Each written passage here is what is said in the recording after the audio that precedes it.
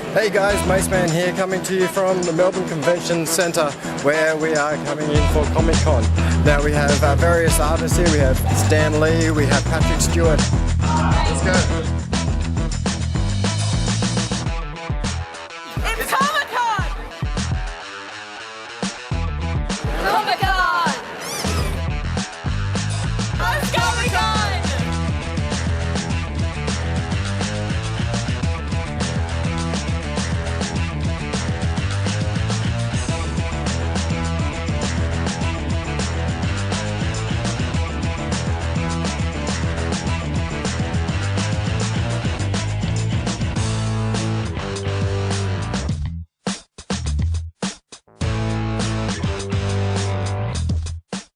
Mitch, welcome to Australia. Thank you so much. Alright, you say you're looking forward to ComicCon? I'm absolutely looking forward. This is the first Comic-Con that I've done.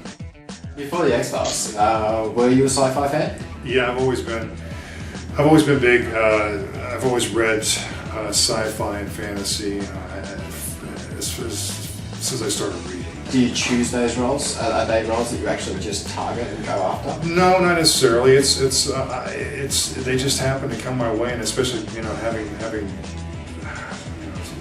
such a history, a career of doing that genre. It's the more you do, the more people want you to do it. Yeah. Yeah. And it's fun with me.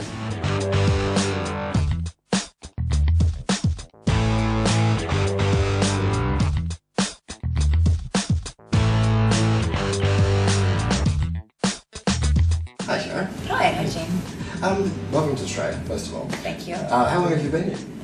Since 8:30 this morning. Wow, so yeah. you haven't had any I time have to no go jet around? lag or anything right now either, Really? too. I'm actually pretty happy. Yeah, I feel good.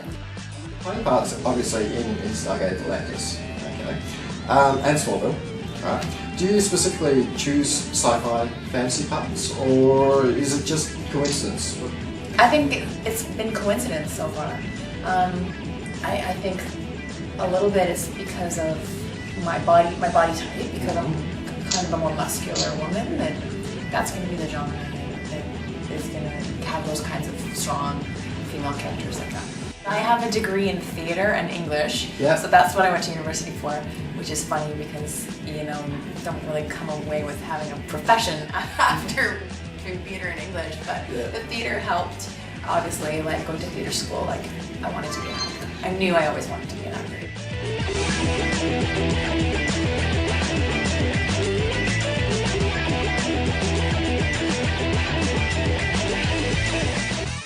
Welcome to Australia. Now, you've been here for so many times that this feels more like your second home now, wouldn't it? Yes, it does actually. And if it was my second home, I wouldn't be complaining.